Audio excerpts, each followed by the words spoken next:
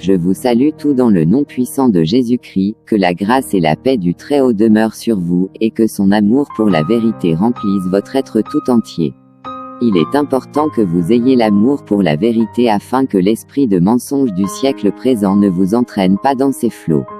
L'œuvre d'un tel esprit est prédit depuis le commencement, selon qu'il est dit, parce qu'ils n'ont pas l'amour de la vérité pour être sauvés, Dieu leur a envoyé un esprit d'égarement pour qu'ils croient au mensonge. Ayez donc à vos reins la vérité pour ceinture, car alors la honte de votre nudité ne paraîtra pas et vous ne serez point confus. Je vous le rappelle, à vous qui croyez en Jésus-Christ, qu'il est le chemin, la vérité et la vie, donc quiconque marche véritablement dans la vérité, est en lui et ne sera jamais entraîné dans la vallée de la confusion où règne le diable et ses acolytes, les fils de ce monde des ténèbres. Marchez, je vous prie, dans la vérité quoi qu'il arrive. Le Seigneur Dieu n'a-t-il pas dit, mais pour les lâches, les incrédules, les abominables, les meurtriers, les impudiques, les enchanteurs, les idolâtres, et tous les menteurs, leur part sera dans l'étang ardent de feu et de soufre, ce qui est la seconde mort. Le Seigneur revient bientôt et avec lui ses récompenses, et Satan le diable le sait, aussi il multiplie les séductions de tout genre, les dérives de toutes les formes, dans le but d'entraîner s'il était possible même les élus. Aussi, de cette manière, il entraîne l'humanité dans un état d'esprit contraire à la manière dont le Seigneur de toute la terre a instauré toutes choses, il l'entraîne à se révolter contre le commandement du Très-Haut afin de mettre toutes choses sens dessus-dessous.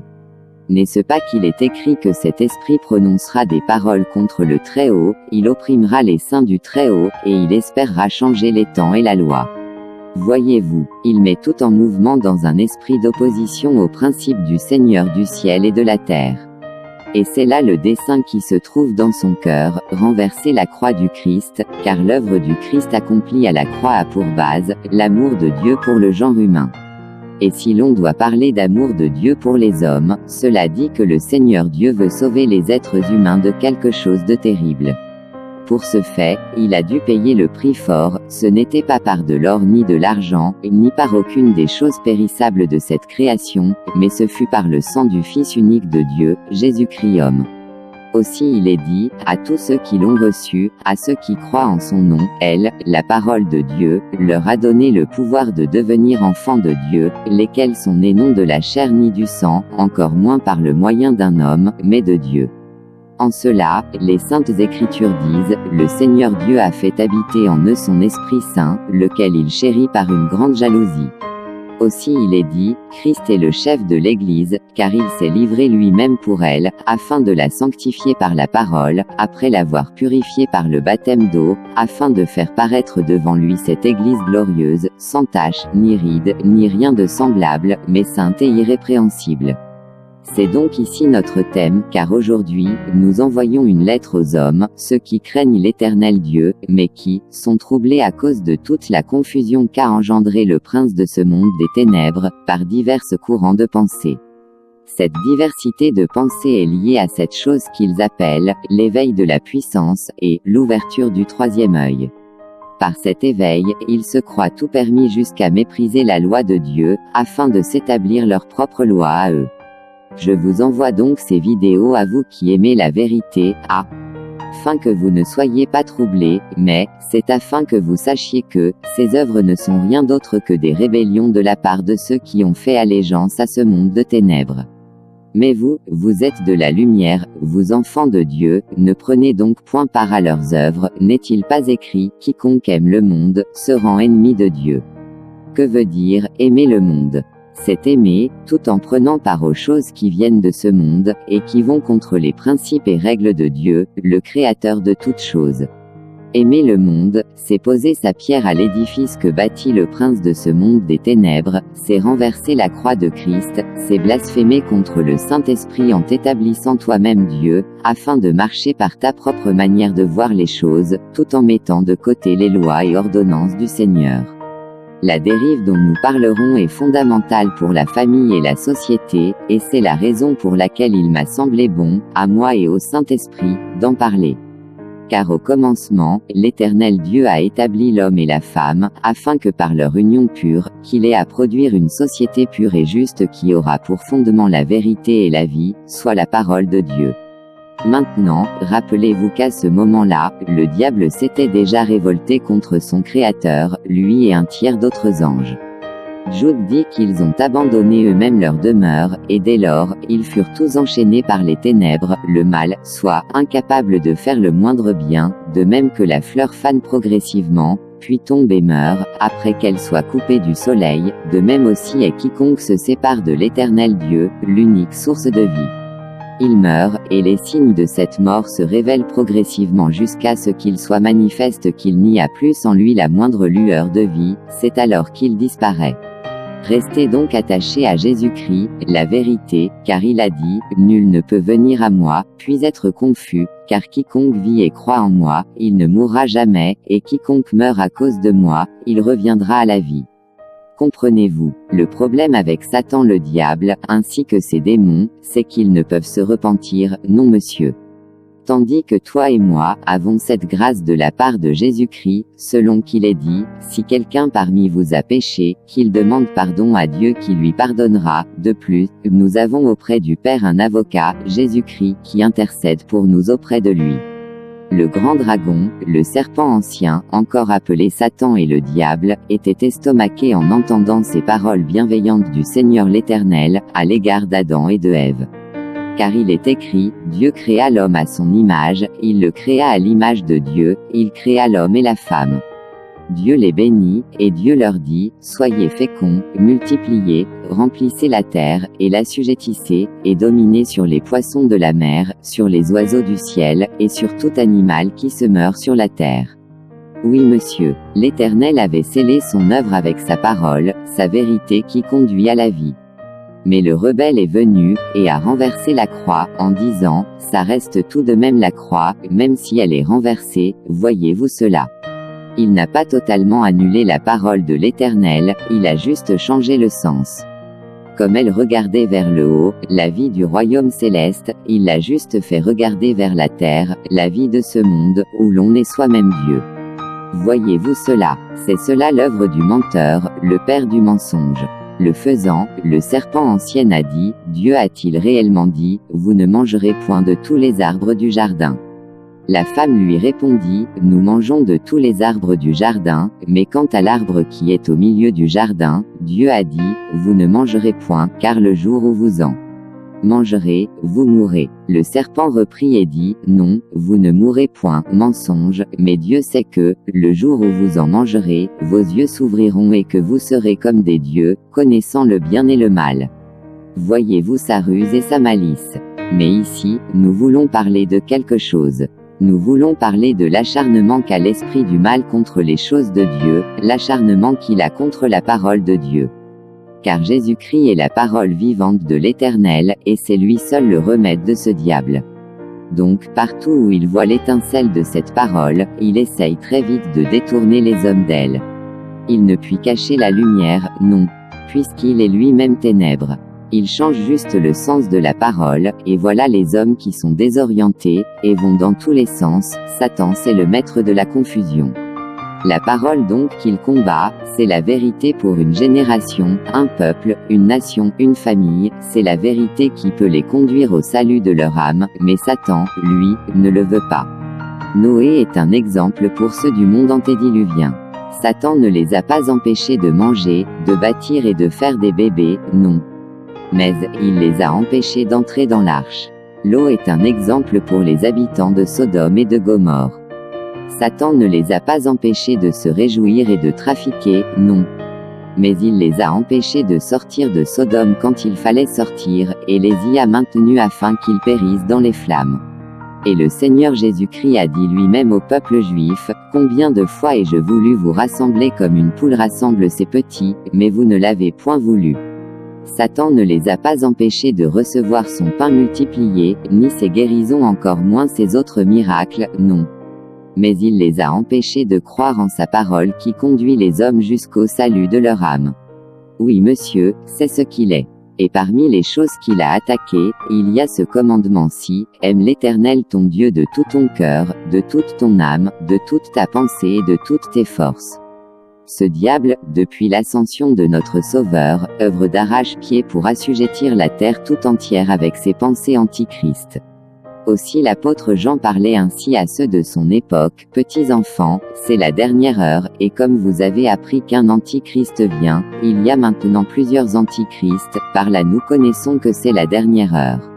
Ils sont sortis du milieu de nous, mais ils n'étaient pas des nôtres.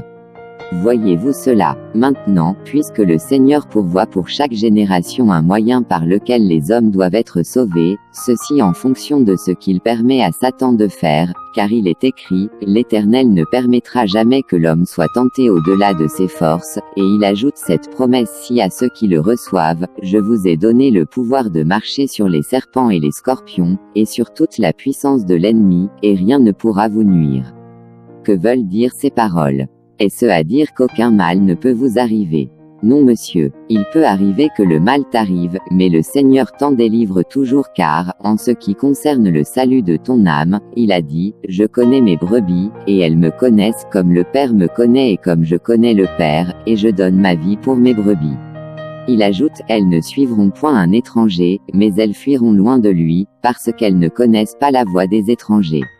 Maintenant, puisque c'est une question de génération, ce Satan s'est chargé depuis fort longtemps de détruire les fondations familiales qui peuvent engendrer une génération pure, et craignant Dieu.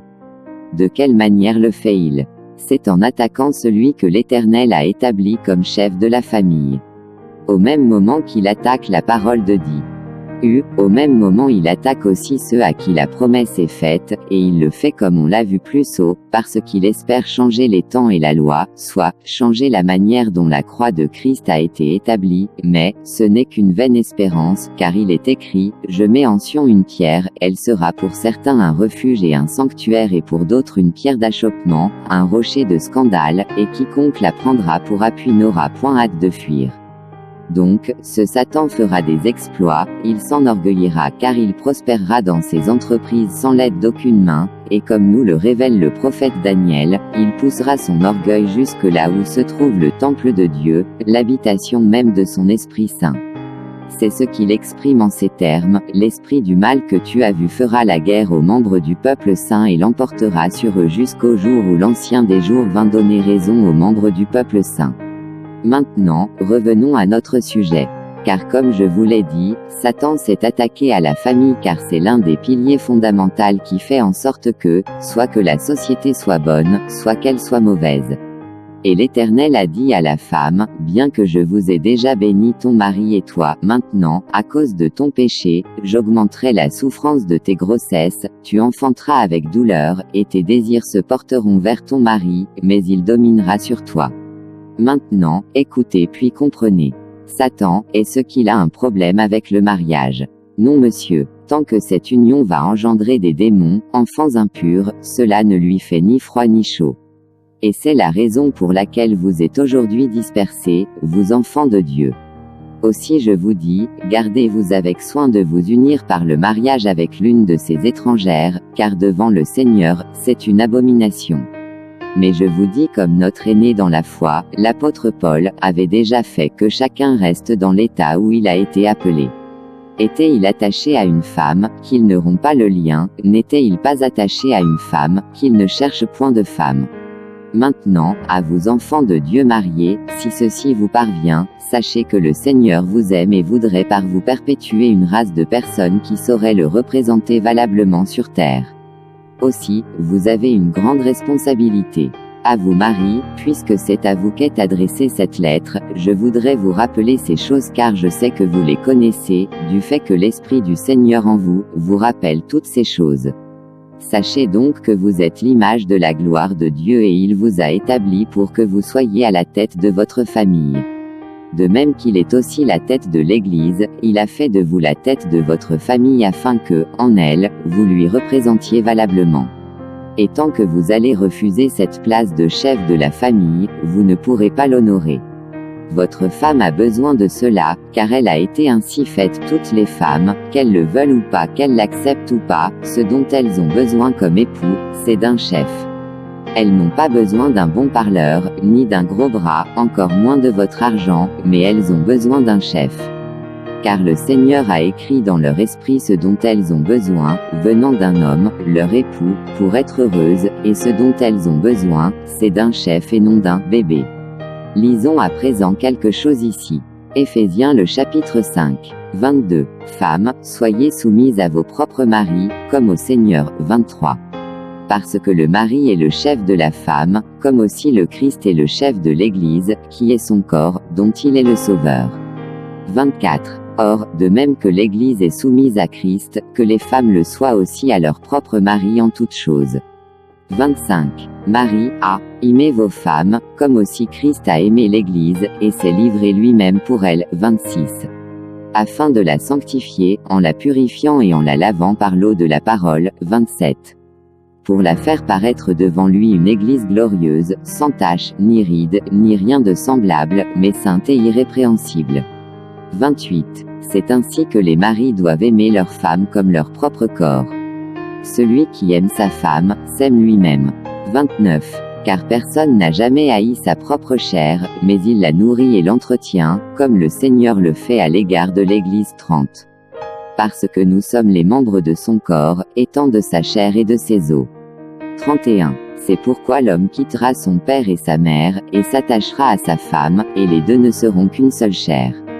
32. Ce mystère est grand, je le dis par rapport à Christ et à l'Église. 33. Ainsi que chacun de vous aime sa femme comme lui-même, et que la femme respecte son mari. Avez-vous compris? Ce n'est pas pour vous rappeler ces quelques versets que je vous envoie cette lettre. Je vous envoie cette lettre afin que vous ouvriez les yeux sur la stratégie de Satan qui consiste à renverser les principes établis par Dieu, et qu'ensuite, vous soyez en paix et dans l'assurance afin que, en le voyant, que vous ayez à prendre au sérieux l'acharnement de Satan, ce diable, ce serpent tortueux. Il est important de connaître la vérité, il est bon d'avoir la connaissance qui conduit à la crainte de Dieu, afin que l'ayant reçu, que vous soyez calme, et que vous n'ayez point à participer à leurs mauvaises œuvres. Je vous le rappelle encore, vous êtes pour l'Éternel un peuple saint mis à part. Aussi le Seigneur Jésus-Christ a dit, vous êtes dans le monde, mais vous n'êtes pas du monde. Maintenant, c'est quoi un chef selon Dieu? Est-ce celui qui donne les coups de poing, ou bien celui qui gronde et menace sa femme, ou encore est-ce celui qui la trompe pour la faire souffrir? Non monsieur, peut-être serait-ce celui qui lui donne beaucoup d'argent. Non monsieur, car si cela était le cas, alors les hommes riches n'auraient jamais aucun problème conjugal. Est-ce celui qui fait beaucoup de bébés? Non monsieur, alors, si cela était le cas, il n'y aurait jamais de service social et les enfants abandonnés. C'est qui donc le chef dont parle le Seigneur? Écoutez ce que l'apôtre Paul dit et croyez. Et quiconque va contre ces principes, sachez par là que c'est un séducteur, un trompeur, n'ayez donc aucune part avec lui. Lisons à présent, Philippiens le chapitre 2. Tendez à vivre ainsi entre vous car c'est ce qui convient quand on est uni à Jésus-Christ. Lui qui, dès l'origine, était de condition divine, ne chercha pas à profiter de l'égalité avec Dieu, mais il s'est dépouillé lui-même, et il a pris la condition du serviteur. Il se rendit semblable aux hommes en tout point, et tout en lui montrait qu'il était bien un homme. Il s'abaissa lui-même, en devenant obéissant, jusqu'à subir la mort, oui, la mort sur la croix. C'est pourquoi Dieu l'a élevé à la plus haute place, et il lui a donné le nom qui est au-dessus de tout nom, pour qu'au nom de Jésus, tout être s'agenouille, dans les cieux, sur la terre, et jusque sous la terre, et que chacun déclare, Jésus-Christ est Seigneur, à la gloire de Dieu le Père. Voyez-vous, nous avons vu en amont que le Seigneur Dieu a établi le Christ comme le chef de l'Église. Il a obtenu ce titre parce qu'il a accompli d'abord l'œuvre citée plus haut, à savoir, bien que dès le commencement il était de condition divine, il n'a point regardé cela comme une proie à arracher d'être égal avec Dieu. Mais, il s'est dépouillé lui-même, se rendant obéissant jusqu'à la mort à la croix. Et c'est la raison pour laquelle, Dieu l'a souverainement élevé en lui donnant un nom qui est au-dessus de tout nom. Voyez-vous, est-ce que, vous comprenez, ce n'est pas lui qui a dit, dorénavant, mon nom sera au-dessus de tous les noms, non monsieur. De même aussi, ce n'est pas Abraham qui a imposé à Sarah la corvée de souvent l'appeler « Mon Seigneur ». Non monsieur, elle appelait Abraham « Mon Seigneur », c'est parce qu'elle savait qu'il l'était vraiment. Quand elle voyait Abraham, elle ne voyait en lui qu'un chef digne de ce nom. Et rappelez-vous, Abraham, au commencement n'était pas riche, et sa femme était stérile. Mais Sarah l'appelait déjà mon Seigneur. Aussi je vous dis, chacun de vous, hommes croyants ou non, recevez de vos femmes le nom que vous méritez. Maintenant, voyez ici quelque chose. Pourquoi Abraham était-il un vrai chef? En plus de la soumission de sa femme, il s'est lui-même soumis à son chef à lui, à savoir l'Éternel Dieu. Car il est écrit, Dieu est le chef de Christ, Christ est le chef de tout homme, et l'homme est le chef de la femme. Christ est le chef de tout homme, de par sa nature, et il a dû le prouver par ses œuvres une fois matérialisées sur terre. De même aussi, l'on parle de l'homme comme étant le chef de la famille selon Dieu, lorsqu'il le prouve par ses œuvres.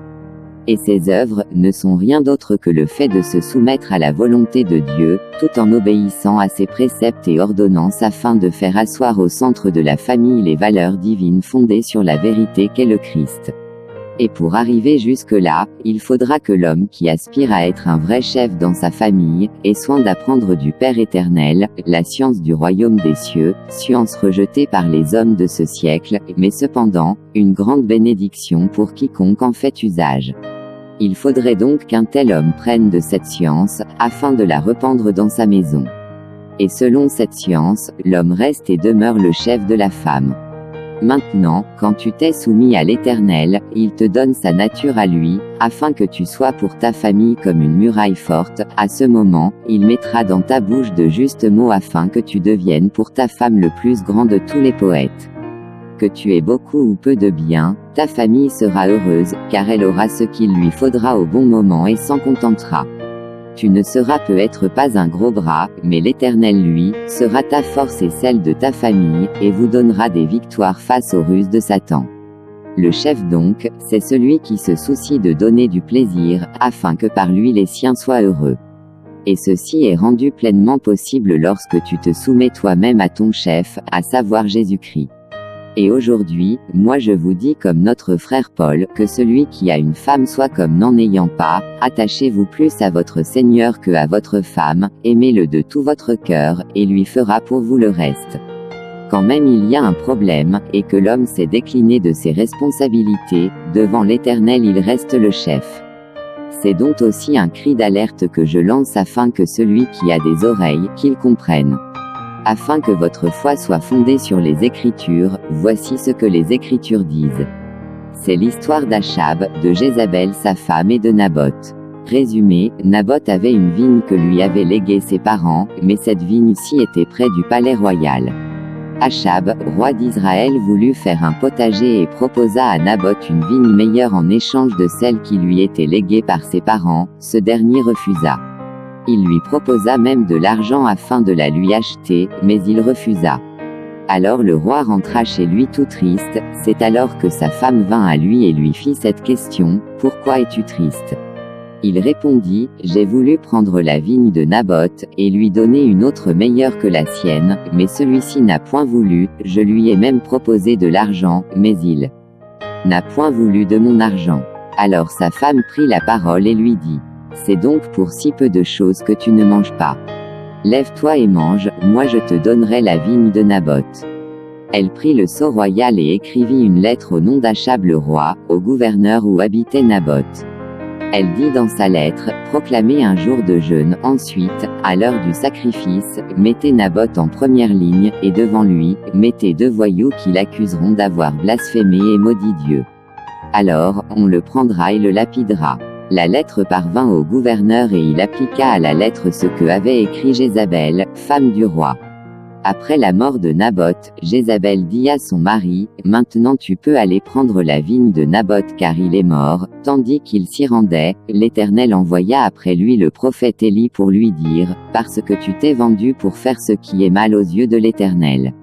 Voici, je vais faire venir le malheur sur toi, je te balayerai, j'exterminerai quiconque appartient à Achab celui qui est esclave et celui qui est libre en Israël, et je rendrai ta maison semblable à celle de Jéroboam, parce que tu m'as irrité et que tu as fait pécher Israël. » Voyez-vous, un autre exemple, lorsque le Seigneur Jésus-Christ parlait avec cette Samaritaine au puits, que lui a-t-il dit?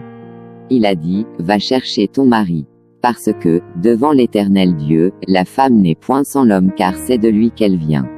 Et l'homme n'est point sans la femme, car c'est de femme que tout homme naît. Voyez-vous de quoi je parle? Achab était roi et avait beaucoup d'argent, mais cependant, c'est sa femme qui prend des décisions dans sa maison. Un peu comme c'est le cas pour beaucoup de familles aujourd'hui. Je vous prends un autre exemple avec ce roi. En Israël il y avait du désordre, et de la confusion.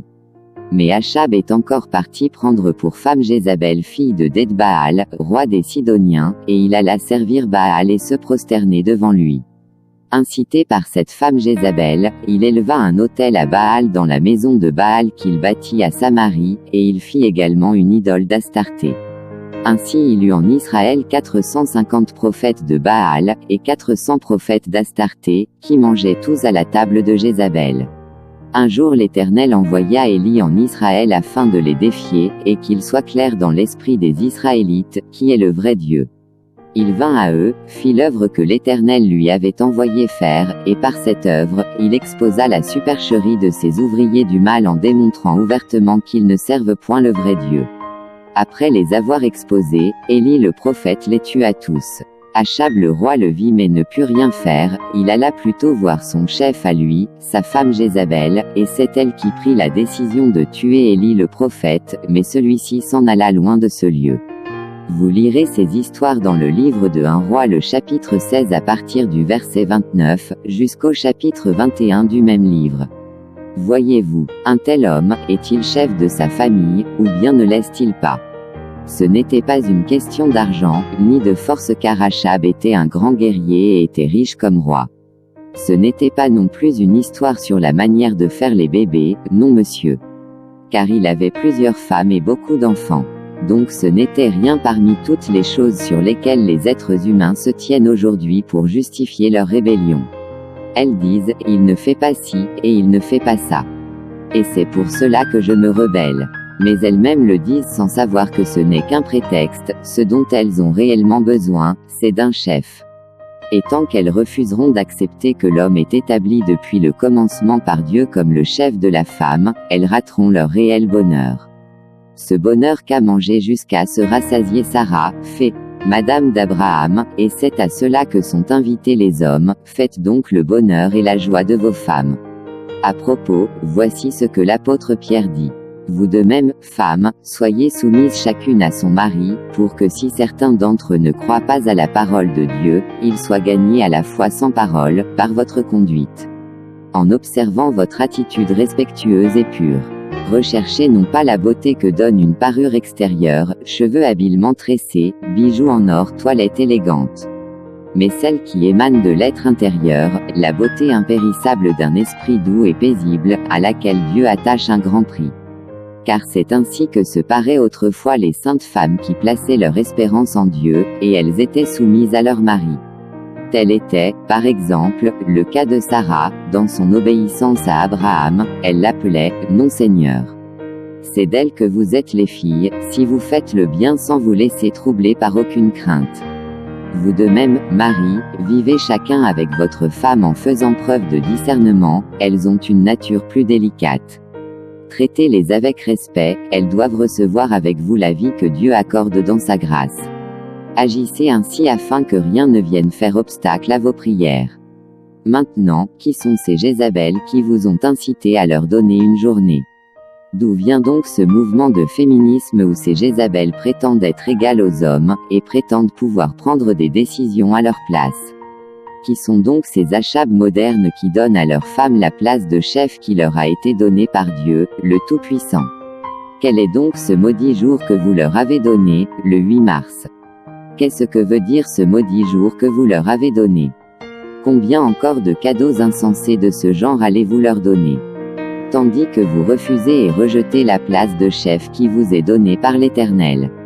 Qui sont aussi ces autres Jézabel ayant des cornes d'un agneau à leur front et qui prétendent prêcher l'Évangile.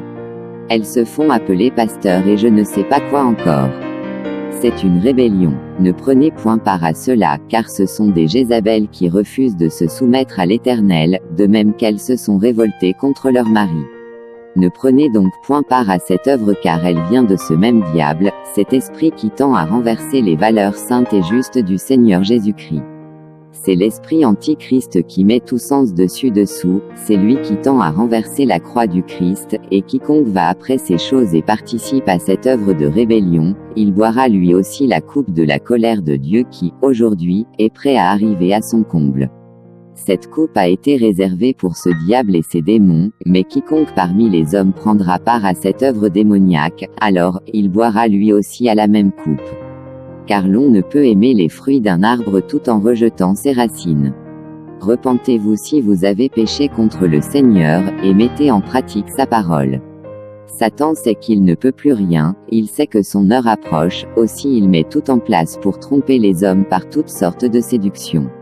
L'esprit du mal sera banni et avec lui, ceux qui ont suivi le même sentier de rébellion.